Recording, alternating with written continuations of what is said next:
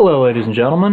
Before we get started today, Chris, I want to ask you kind of a personal question here, if you're all right with that. That's fine. Go ahead. It's about your finances. A lot of people don't like to talk money, but have you ever thought about investing in gold? You know what, Tyler? I thought about it once or twice, but, I never really made a decision about it. Would an influential expert in precious metals be able to convince you otherwise? Not me. Yeah, I could see that. A real expert.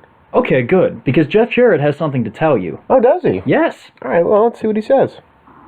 Hey, this is Jeff Jarrett, and welcome to GlobalForceGold.com. Hi, Jeff. Right now, I'd like to congratulate you for taking about 20 minutes out of your day today to watch this special video. 20 minutes? No, I fell down the damn rabbit hole. I want you to learn more about Okay. what me, my family, my friends, and my fans are all doing to be a part of this special opportunity called Team Jarrett. Oh. What do you have to do to watch the video? Real simple. Okay. Just fill out Watch the information the video. below, click submit, sit back and watch the video. Chris, we didn't fill out any What's the information. next step We're still after watching that? the video. Even more simple. You wait on a call from a member of Team Jarrett for you guys to discuss next steps, and also we got to get some information like your mailing address and how you want me to personalize the 8x10 autograph. Guys, don't waste any more time. Sit back, enjoy, learn about gold, and watch the video now. Wow. I'm intrigued. I'm not. I feel kind of sleazy just for watching that. I feel like I was almost offered candy by a stranger in a van. Well, I think it goes back to what you talked about from the beginning of this. What is this thing again? I cannot legally accuse Global Force of being a Ponzi scheme. I will say that it shares humorous traits in a literal form of expression to a Ponzi scheme while not actually being a Ponzi scheme. Basically, the whole crux of our problem with Global Force Wrestling is that it is in fact not a wrestling company. It is a wrestling casting agency. They bring you talent contracted from other companies to have matches and participate in bouts for Global Force branded titles while actually not having any Global Force branded wrestlers. Yeah, this is very confusing. It's like, why are we doing this and why are we at this point? Why are we here? Well, I think the answer to all of that and the reason that he's selling gold, honestly, is money. Yeah. He doesn't have any. You don't start a new promotion without wrestlers. I mean, it's a novel idea in one way because he's getting money by doing as little possible with other people's stars. Yeah. Basically. The only problem with that is you never get a chance to develop your own base, your own brand with your own wrestlers. People looked at, AJ Styles, Bobby Roode, a lot of these guys as TNA guys, these TNA originals, and TNA sold that somewhat effectively, somewhat not, but we've talked about all that before. Oh, yeah. But you could at least get a sense of identity of where these people came from, or WWE, even if they took somebody from a different company, they branded them in a way or changed their name that you knew who they were still, and they forged an identity as that character. Perfect example, Cactus Jack left WCW, became Mankind in WWF, and that's what we remember him as in WWF, except for a few, Cactus Jack bouts here and there. Global Force, their strategy is a little different, and it's evidenced by two things. The first one, very successful. We very much enjoyed it. It was the New Japan Pro Wrestling, first time ever on American pay-per-view, their Tokyo Dome show, Wrestle Kingdom, and it was Wrestle Kingdom 9. And honestly, it was co-promoted by Jeff Jarrett. We had a little bit of Global Force influence. Jeff Jarrett actually participated in a 6 or 8 man tag match that didn't end up being of anything consequential. But, it was at least good. It brought us a different wrestling company. And we really got to see, a different side of things. But the downside is we didn't see a continuation of that relationship. We were promised other major events coming up with other worldwide promotions that really there either just wasn't an audience for, wasn't a demand for, or they never ended up happening. We were supposed to have a show with a South African group. We don't even know the name of them. We were just told they were from South Africa. Yeah, it never happened. Same with AAA. And afterwards, we had the working relationship between Global Force Wrestling and TNA Wrestling, where basically, somewhat, it seemed that part of the deal was for Jeff Jarrett to get rid of his stake in TNA. He would be allowed to have TV time in a mini invasion angle for his own company. Now, it was a little confusing because a lot of the wrestlers were still under contract to TNA at that time that he actually ended up using. It was basically an invasion from within. Yeah, it was a little confusing. I mean, there really wasn't... It's not much of a threat when you don't have television time, and most of the fans don't even know who half these guys are. Basically, it's like your body's antibodies attacking yourself Exactly. when you get sick. It's sort of like that. That's sort of what the whole thing was, and it was very puzzling. They started a feud over the King of the Mountain title, which, as we've covered in other shows, is about the 7th reincarnation of the Legends title. Oh, yes. It was original. No, I'm sorry, it was the Global title originally. Yeah, it was one of those. It was like, I think it was... It was basically a Legends red leather Global, world heavyweight title is what it ended up being. But it was confusing because isn't the Global belt the world title? Sure. I mean, technically. That's like that weird conundrum where it's like the... Intercontinental title covers most of the world, but I guess since it doesn't cover the oceans. Exactly. And the same thing with like the WCW world title and the... NWA world title. Yeah, I mean, what's what here, guys? But... So we had that, and afterward, GFW, they sort of vanished from, I guess you would say, the mainstream public eye, where we really didn't hear that much from them at all. We weren't really given any inclination that they had ever signed a talent base. And looking at the GFW website, on the shop section of their website, you'll see that there are no branded wrestler items except for Jeff and Karen Jarrett. Mm-hmm. Those are your only two choices. There's not much to choose from. There's an autographed guitar. There are very nice photo shoots of Karen Jarrett if you need an 8x10 of that. I don't know why you would, but... I know. Well, here's the thing, too. Jeff, claimed in several interviews I've listened to that he would not be the main focus of Global Force. And, in fact, he is the main focus of Global Force. He's on all their posters. He's on the front. For the TNA invasion, he was the main storyline for the invasion. And like you said, with the merchandise, it's all Jeff Jarrett world here. My question is, you remember this as well as I do being a kid. Whenever we went to wrestling shows, did we ever buy, say, a t-shirt that said WWE on it, or did we buy something for a specific superstar? Specific superstar, that's what I did. Exactly. So why does it make any sense to produce all of these products and all of this inventory where you think it's going to latch on and be a cult thing? The only brand that ever successfully got that to happen, where they sold their own merchandise with their logo on it, was ECW. Yeah. People aren't going to buy a TNA coffee mug. They're not going to buy a GFW whatever. It's just not going to happen. You need to have a wrestling association with it. Otherwise, you have nothing. Well, it's like Nick Aldis said, he said this on one of his interviews, that he's not even signed a contract with this company. So he's basically flat out admitting he's not really involved full force with this company. So I don't understand some of the logic there. The thing is, though, for Global Force it does work out, because the way that I interpret the healthcare law and everything is, if you're not a full-time employee, they don't have to offer you health benefits. Mm-hmm. So if he's working essentially as a personal contractor and all of the talent is working like that, GFW is pretty much just presenting them in limited engagements. Yeah, where they're allowed to work other places because it also brings GFW some exposure. And GFW, in a way, almost acts as a symbiote in this case, or a parasite, if you want to be unkind about it. Uh-huh. And they draw a little bit from other companies in exchange for, having a talent presentation. I just think everyone's even afraid to even admit that they're going to be a part of something that they're really not a part of, because something else better will come along, I'm sure. I don't know about that. I just think that they want to make their status clear. You don't want to have an interview where you represent yourself as under contract with another company. Yeah, you got to keep your options open, of course. Well, not even that. You remember a little thing we had last year with the Hernandez situation? Yeah. I swear I am not under contract with Lucha Underground. It's totally cool. I can wrestle for TNA. There's no problem at all. Actually, you are under contract with Lucha Underground. You have to strike all of the material that I appeared in, and you are gone.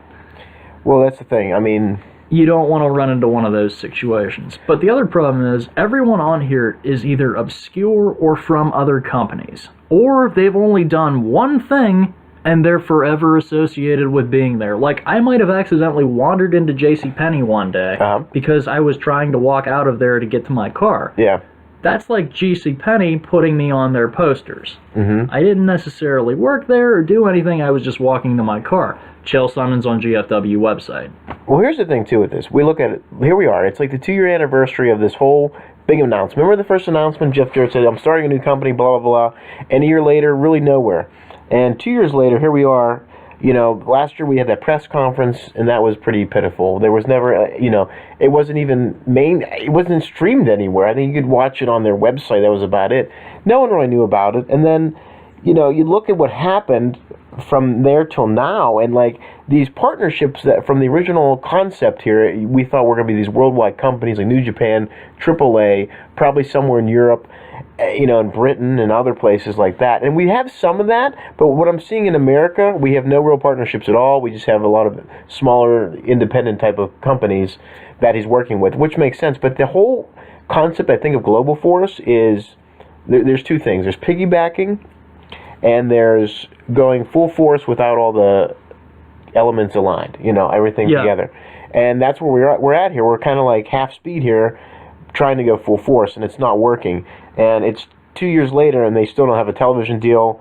We honestly don't even know who's fully on the roster, if there is a roster, like you said. So, I mean, we're kind of nowhere. The problem with this whole thing is that you're trying to run a wrestling company with a bunch of Manhattan ad executive ideas that are half-baked and sloppily promoted. That's the biggest issue with this. You have guys that you have names, but you're not presenting them in any cohesive way. You have guys on your website that aren't even part of your company that you're misrepresenting as being your wrestlers, when in fact they may have or may not have worked for you at any time. Well, look at this. I mean, look at the guys already gone. Doc Gallows is gone. Carl Anderson is gone. Tommaso Ciampa, isn't he with the NXT? He's in NXT, but to my knowledge, he's not signed to an NXT contract. He's just wrestling for them. Yeah. He's getting paid, obviously, but he's not. Trevor Lee, I think, was a talent exchange with TNA, so he's in TNA right now, so I don't know how that goes. Now, TJ Perkins came here. He's a part of Global Force. He's not with TNA anymore, so I don't know how this is all. I don't know if that was a talent swap or whatever they did. I don't know. Another problem is, do you want your main exposure to be linked to a failing and dying company like TNA? Well, GFW's was, sadly. I know. In a lot of ways, that hurts them. It's a microcosm of everything that's wrong with both companies. Well, we're seeing the patterns happen again, too. We're promoting people, and then we're getting rid of people, and we're screwing up. Like, look what happened with Tyrus and Moose and Scott Hall. They said these guys were going to be here. Scott Hall screwed himself on that. But the other two guys, there wasn't really a contract that was worked out or whatever, and they didn't really leave their respective companies, so they just took them back anyway. So, well, it's hard too, because you're essentially trying to negotiate with individual performers that are under contract with another company, and they're kind of trying to do this outside of their company schedule. ROH is pretty good about letting people, do that and wrestle for other companies, but the problem is Ring of Honor already has working relationships with New Japan Pro Wrestling specifically that kind of preclude a lot of what GFW is trying to do. I get that you're trying to be a global force, but you have to have a regional presence somewhere in some country and be known. Exactly. And I think here we are, once again, 2 years later, we were presented with a concept, and we're not really getting that. We're getting like a half-speed version of that, where we're getting some touring around the world, but it doesn't really mean anything because no one's really seen it to an extent that it's going to reach the masses. Well, and we're not getting any sense of an identity, and we're not getting... We're getting another TNA is what we're getting. Essentially, but worse, because at least TNA had financial backing and they had a business strategy and they were able to execute it. GFW is just plodding forward without a clear course, without any real base, and without any development. That's the problem. And it's like always being... It's like trying to sell a road hockey team and trying to get people to come to your games instead of starting in a specific city and have, being like, say, like an expansion franchise. Basically, you're just a traveling circus, and they come and they go. Well, and no one has any real faith that you're going to be around, because the biggest problem is you're not competition directly. You can't be. You don't have enough experience. You can't even compete with TNA, because as bad as they are, they have at least a foundation. They have a fan base. They've had stars. They've had a relationship with the NWA. Because of all the things that they have had that you do not have and have never had, you can't get there. And you're also not really an alternative to anything when you're using a bunch of disparate cast-offs from other companies or, moonlighters. That you can't have an identity. They're not your guys. Well, they might have your belts, but they don't really... Well, it doesn't mean anything. There's no TV Exactly. time. And here's the issue, too. Back to piggybacking. Let's look at the whole exposure thing. They've only been on... national television. Your website's horribly designed. The name is not effective at all. GFW, it doesn't roll off the... Well, GFW in and of itself sounds okay. But Global Force Wrestling, terrible name.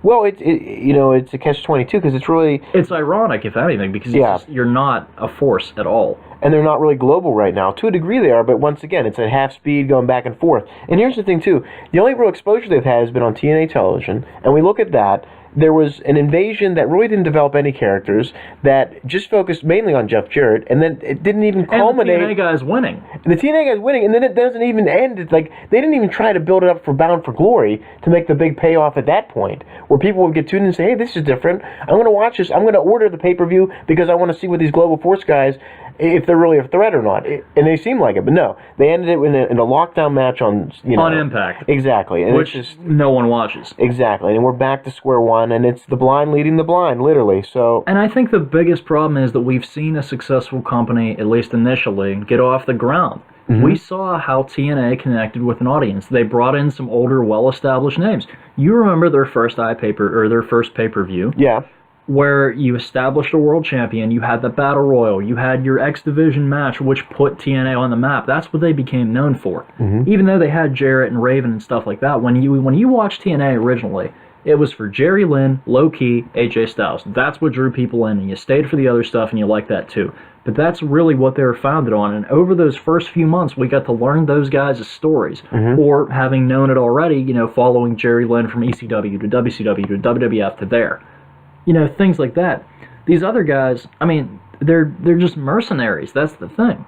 And that's not a bad thing in and of itself. They're making money for themselves. They have every right to do that, but it's just not anybody that's had a real track record of sustained success as a main guy.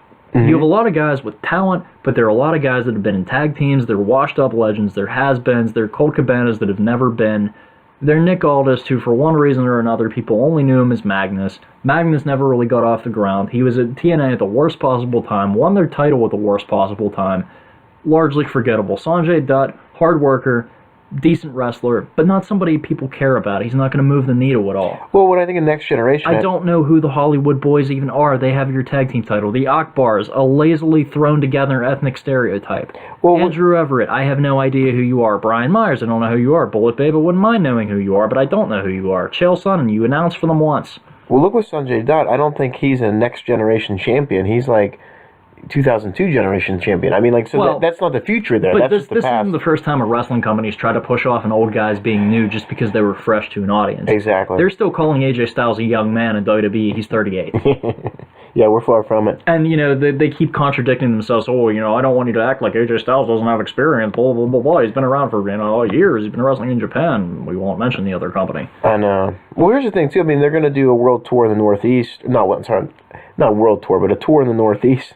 And they're coming to Pittsburgh, actually. Yeah. Is it the Ross Driver Ice Garden, or is it McKeesport? McKeesport They're coming Palisades. to the WrestlePlex. Oh, yeah. No, they're coming to the Palisades. They're doing a co-promotion with PWX, which is okay. But here's my thing. At least they're doing that. It's going to help PWX more than it is GFW, I guarantee you that. It's one of those things where they're piggybacking and everybody wins. PWX. I'll go for the PWX guys. They'll piggyback and everybody wins. But here's the thing. That's what they should have been doing all along instead of going to these baseball stadiums where they're not going to get anybody. Baseball stadiums have been a complete failure. I don't know why companies latch onto that. The baseball concept is just horrible. Why? You're mixing like... Minor league baseball is sparsely attended to begin with, let alone any of the venues. They're in obscure places. They're not off, they're off the beaten path. Yeah, there's two things that don't go together. It's wrestling and baseball. So I don't know why. I guess they figured it was good for they're promotion just convenient, whatever, they're cheap, they're open air, and they're limited in terms of facilities, and you can do wiring pretty easily because you have a lot of open space.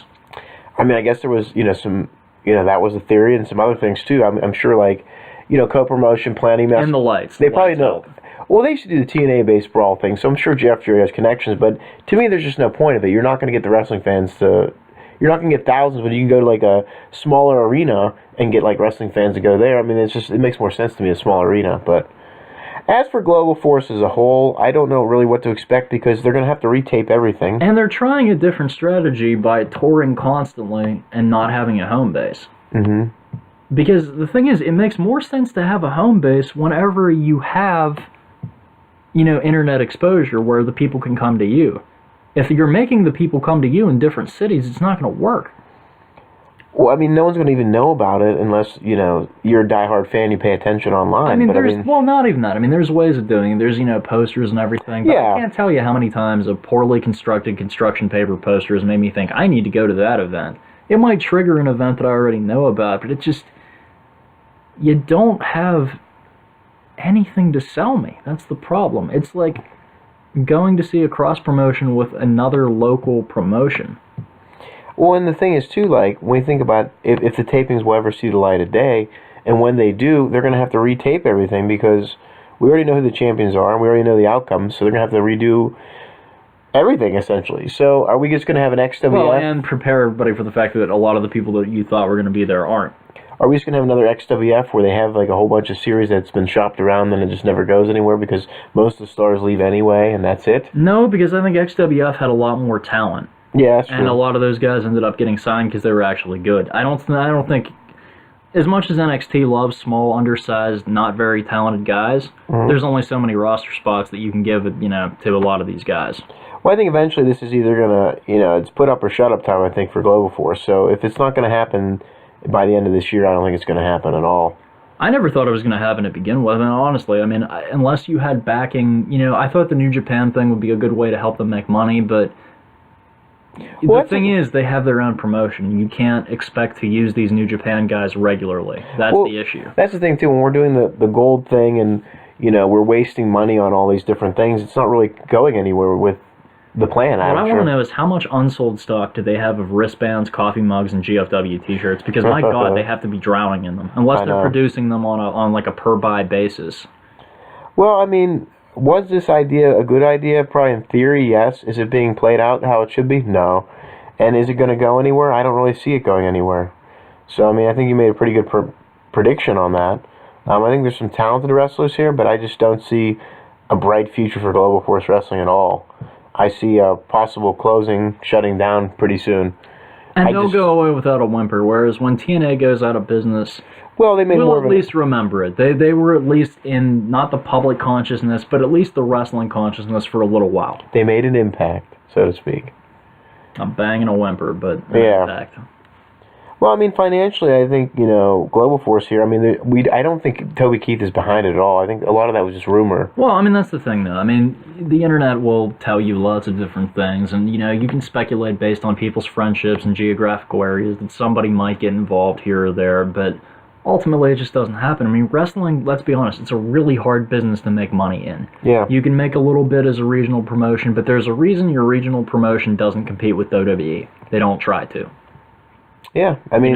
they are what they are, and they make their money doing it. And there's nothing wrong with that. No. I just think with Global Force, to sum it up as a whole, they overshot way too much. And they promised way too much. They misrepresented what they were. Exactly, and they did not deliver.